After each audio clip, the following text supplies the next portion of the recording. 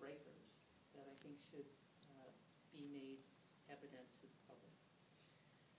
Finally, I would say that anyone who watched this situation over the past week can understand that it hasn't been pleasant for anyone, not for the people involved in the protest, not for me, and not for the public. But I will not, under these circumstances or any other circumstances, sacrifice the state's long-term financial solvency for personal popularity. I won't do it in this case or in any other case. My focus is on making certain that we have a school system that produces good results for the children and that it's something we can sustain financially over time. I am not willing to put the state into a situation as other states have gotten themselves into that are on the brink of fiscal insolvency. It's not fair. It's not what I was elected to do.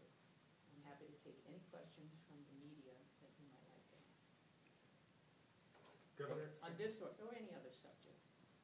I guess, first of all, how long, well, first of all, talk about the idea of allowing them in to hear you directly and kind of see you face to face and hear what you have to say coming out of that. And how long do you, I guess, allow it to go on before you have arrests later it gets to that level, or what is the next step? Well, people who have received 2 citations and who stay beyond closing time today will be arrested. And that's clear, and that was laid out to people who were involved in the protest. So the decision on when or whether they get arrested is really their decision because they understand now that anyone who's received those 2 citations, the next step today, when we close at 4:30 and they're asked to leave, as we've asked in a polite way every day, those people would be arrested.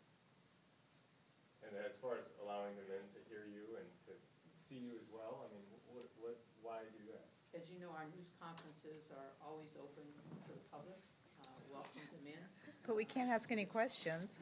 No, no one can when we have news conferences except the media, and that's just normal. And people have asked me this question, well, why haven't you just met with these people? And I told them, you know, I'm kind of human on my good days like most other people, and when people send me what I take as being politically threatening letters and saying, if you don't meet with us, then we're going to do X, Y, Z, it's just not the kind of people you're excited to meet with. We didn't ask to meet with you. Governor, from all appearances, these are fairly regular folks. They don't seem to be professional activists. They don't seem to be getting much either logistical or organizational help from the unions or anyone else. How has that informed your reaction and your actions toward them? I'm not sure what your question is. Well, if they were, for instance, if they were union members who were camping out in your office, would you have acted differently as far as the citations or agreeing to see them or not see them? No, I think one of the important messages from this episode is that we want to treat people in a respectful way when it relates to government facilities, but everyone is going to be treated in the same way. So we don't want to set a precedent where people believe they can come and occupy the governor's office to get something they want. That's just a tactic that's not going to succeed, and it wouldn't succeed in this case because regardless of how many days you occupy these offices, it doesn't create any more money whatsoever, and it doesn't do anything to get the union off their position that they have stopped negotiating, and they're not going to negotiate. And as I told the group in my letter to them, I have been meeting over many, many months now with all sides in this issue, including as recently as this week, with legislators as well as people from the Department of Education. So the idea that I haven't been engaged is just a false premise. And that was also expressed as a reason for the occupation, that I hadn't been involved. And that's simply not true.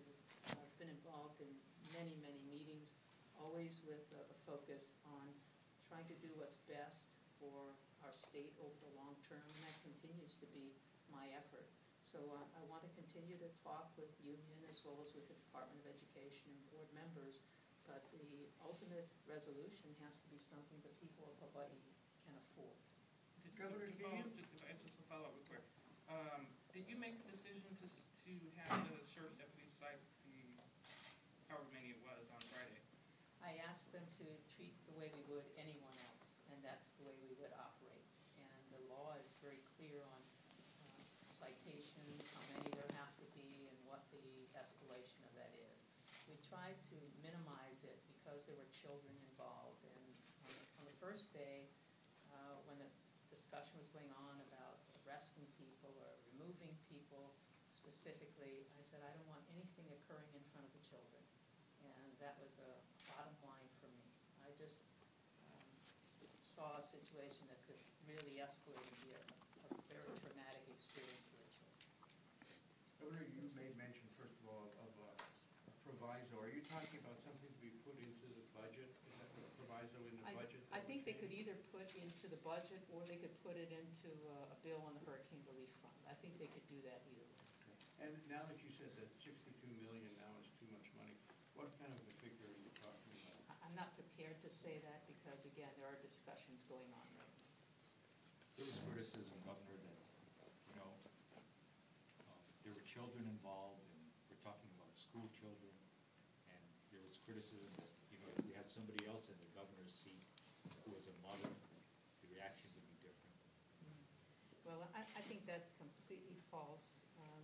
I'm an auntie to many, many children, and I was the one who said, we're not going to do anything in front of the children. The parents made that decision to bring their children into this situation where there was law enforcement around, where there was this kind of a confrontation, and it was my decision that we wouldn't do anything that would any way impact the children. This is not about whether the governor has children or doesn't have children. It's about having the money to afford what's being requested, and we just simply don't have the money. And I'm not going to allow the state to get into an insolvent position. When you met with the legislators, I believe it was Friday or last week, what now is the understanding? Is there some agreement that you've reached on a budget or on furloughs or any of those issues? We shared our views. They shared theirs with me. What was similar in both of our points was that we wanted a resolution. I think from all the legislators